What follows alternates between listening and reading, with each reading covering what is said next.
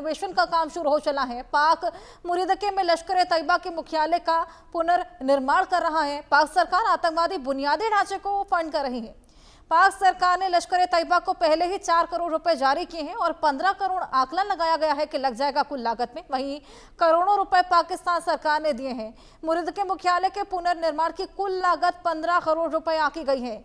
Operation सिंदूर के बाद दहशत गर्दी का काम हालांकि रुका था, लेकिन एक बार फिर से एक लाल और 2 पीली रंग की इमारत जो तबाह हुई थी उसके रेनोवेशन का काम शुरू। लश्कर का कमांड सेंटर कैडर के रहने की जगह तबाह हुई थी। वहीं मुरीद के पाकिस्तान के पंजाब प्रांत में है। लश्कर तैयबा के कैंप में आतंकियों को ट्रेनिंग भी दी जाती थी, यानी कि आतंकवाद को न केवल पाला पोसा जाता था लेकिन ट्रेन भी किया जाता था। और एक बार फिर से रेनोवेशन की तैयारी और उसी रिलीफ फंड से जो कि आम जनता के लिए इस्तेमाल किया जाना था।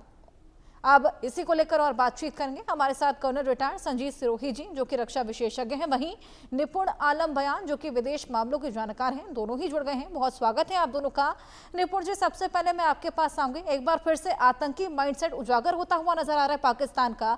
जो आतंकी ठिकाने ऑपरेशन सिंदूर में ध्वस्त किए गए थे उनमें से एक मुरीदके में जो लश्कर तैयबा का सेंटर था, एक बार फिर से उसकी रेनोवेशन की तैयारी है, वो भी उस रिलीफ फंड से जो कि एक्चुअल में आम जनता पर लगाना चाहिए था। ये तो हर्षित आपने जो कहा, तो हर्षा जी बात क्या है कि पाकिस्तान की तो पुरानी फितरत है। मुझे एक बात जब आपने कहा कि किस चीज के लिए फंड मिला था, किस जगह यूज किया, मुझे याद आया 1970 का वाकया। 1970 में क्या था कि जो पूर्वी पाकिस्तान उस समय था, वर्तमान बांग्लादेश है, वहां पर एक साइक्लोन आया था, भोला साइक्लोन। और भोला साइक्लोन में क्या हुआ था कि इन्होंने पूरी दुनिया के सामने हाथ फैलाए थे, क्योंकि भारी तबाही भोला साइक्लोन में हुई थी पूर्वी पाकिस्तान की। तो करीब मान के चलिए 2.5 बिलियन अमेरिकन डॉलर का इनको फंड मिला था। लेकिन उस 2.5 बिलियन अमेरिकन डॉलर का इन्होंने यूज ये नहीं किया कि पूर्वी पाकिस्तान में हेल्प की जाए, मदद की जाए लोगों की, बल्कि वहां पर सेना की कार्रवाई को करने के लिए वो पैसा खर्च कर दिया गया था। तो ये पाकिस्तान की पुरानी फितरत है कि पैसा किस चीज के लिए मिलेगा, लेकिन इनको लगाना किसमें है, आतंकी गतिविधियों में लगाना है। और इसी को लेकर हमने बार बार उठाई भी है बात। हमने विदेशों में कहीं भी जाकर जो भी फॉरेन मंचेस हैं वहां पर हमने बातें उठाई और कहा भी हमने इस बात को लेकर। इसी वजह से एफएटीएफ की ग्रेड लिस्ट में डाला भी गया था पाकिस्तान को। और हमें जो अंदेशा था कि जैसे ही इनके पास पैसा आना शुरू करेंगे, ये फिर दोबारा से आतंकवाद को क्या करेंगे, फंडिंग भी करेंगे। क्यों ऐसा है, ऐसा क्यों है, क्या कारण है? देखिए, इसमें 2 वजह है। पहली 2 वजह ये है कि पाकिस्तान की जो पॉलिटिक्स है वो कट्टरपंथियों के बगैर चलती ही नहीं है। अगर कट्टरपंथी, मैं हमेशा बोलता भी हूं कि पाकिस्तान की राजनीति को चलाने वाले ट्रिपल ए है। अल्लाह, अल्लाह से मेरा मतलब है रेडिकल ग्रुप्स, आर्मी और अमेरिका। यानी कि ये रेडिकल ग्रुप्स को छोड़ नहीं सकते, क्योंकि रेडिकल ग्रुप्स वहां पॉलिटिक्स में तो पावर रखते हैं। इवन आप देखेंगे जो आर्मी वहां की है, आर्मी के साथ जिस प्रकार का लश्कर तैयबा की हम बात करें, जैसे मोहम्मद की बात करें, इनके लोग भी आर्मी के साथ मिलकर क्या करते हैं, ऑपरेशंस में शामिल होते हैं। आप बलूचिस्तान में अगर देखेंगे तो लश्कर तैयबा के बहुत सारे कैडर्स जो हैं वो आपको बलूचिस्तान में पाकिस्तान की आर्मी के साथ आपको सक्रिय दिखाई देंगे। तो जो ये अलायंस है आर्मी और आपका रेडिकल ग्रुप्स का, एक तो बड़ा रीजन ये बैठता है। दूसरा होता यह है कि इनके नाम पर पाकिस्तान क्या करता है, दुनिया से फंडिंग इकट्ठा करता है रेडिकलिज्म के नाम पर, कि हम जिहाद कर रहे हैं। हम लोग क्या कर रहे हैं कि आपका जो सुन्नी फंडामेंटलिस्ट है या आपका जो बहावी आंदोलन है उसको हम लोग क्या कर रहे हैं, बढ़ा रहे हैं। उस तरह की मानसिकता के कारण पूरी दुनिया से फंडिंग भी ली जाती है। और तीसरा, देखिए, पाकिस्तान का मेन मोटिव यही है कि हमको भारत को क्या करना है, परेशान करना है। इसी वजह से चीन उसको क्या करता है, मदद करता है, अमेरिका मदद करता है।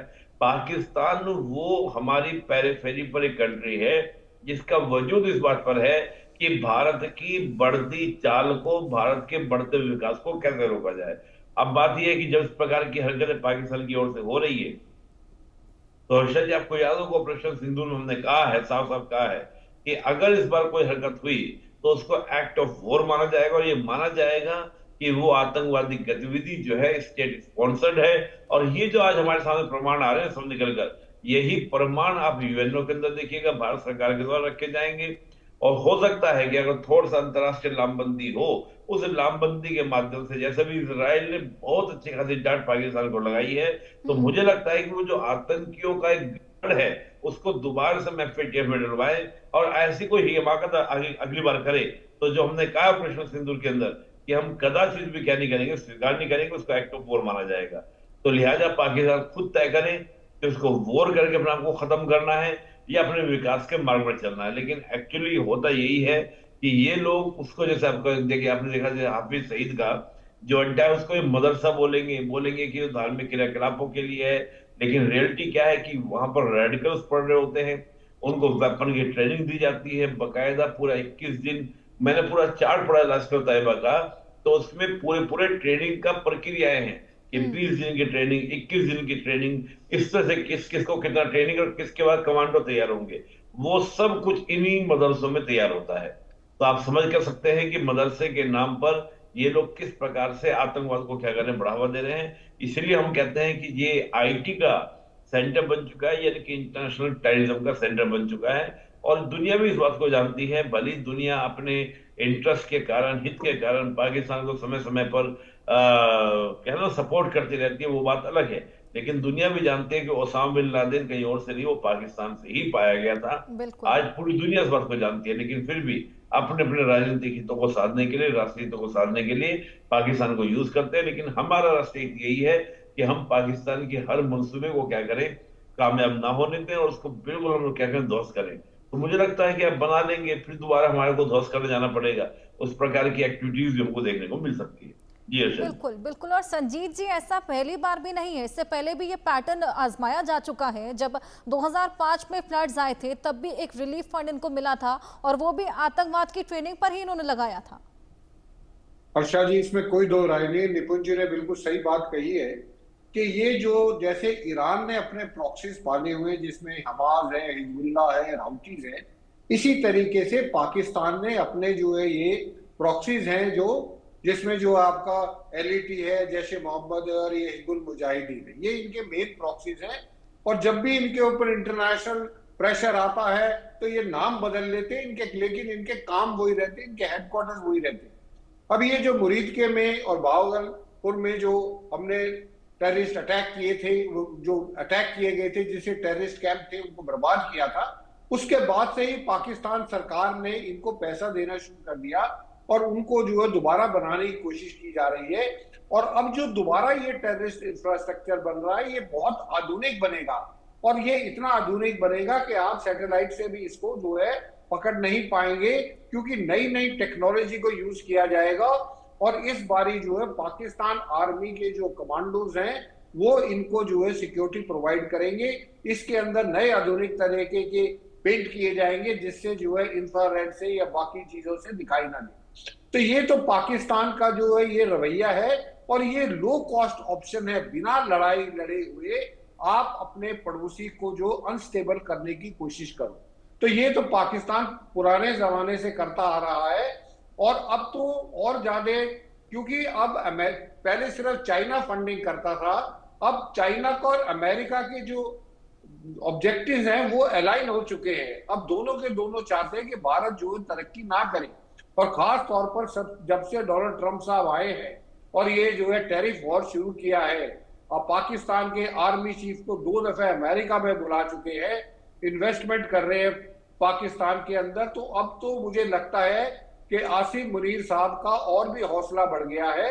और जिस तरीके से ये मुरीद के में जो रिकंस्ट्रक्शन चल रही है उसके लिए 4 करोड़ रुपया ऑलरेडी जो है गवर्नमेंट ने दे दिया है। और उसके अलावा जैसे आपकी खबरों में आ रहा है कि वो जो है फ्लड के नाम पे चंदा इकट्ठा कर रहे हैं, और चंदा इकट्ठा करके उसको सीधा का सीधा अपने इंफ्रास्ट्रक्चर को डेवलप करेंगे। जिस तरीके से 2005 में जब जो पीओके में जो भूचाल आया था, अर्थक्वेक आया था, उस समय जो इन्होंने पैसा इकट्ठा किया था उसका 80% इन्होंने अपने लिए टेररिस्ट ऑर्गेनाइजेशन के लिए इस्तेमाल किया।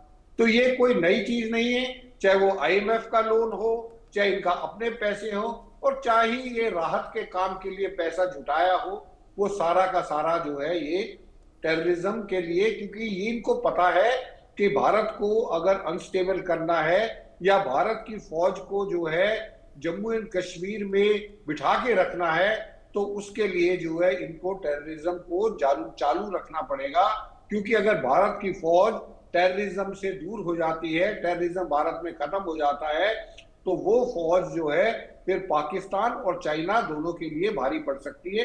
तो ये कार्रवाई इनकी चलती रहेगी, ये बाज नहीं आएंगे। वो बात अलग है कि हमारी जो है सरकार ने अब ये बोल दिया है कि जो भी टेररिस्ट होगा वो एक्ट ऑफ वॉर होगा। अब ये देखना है कि जब भी टेररिस्ट एक्टिविटी होती है उस समय भारत सरकार किस तरीके से रिटेलिएट करती है, किस तरीके से जवाब देती है, वो आने वाला समय बताएगा। हर्षा जी।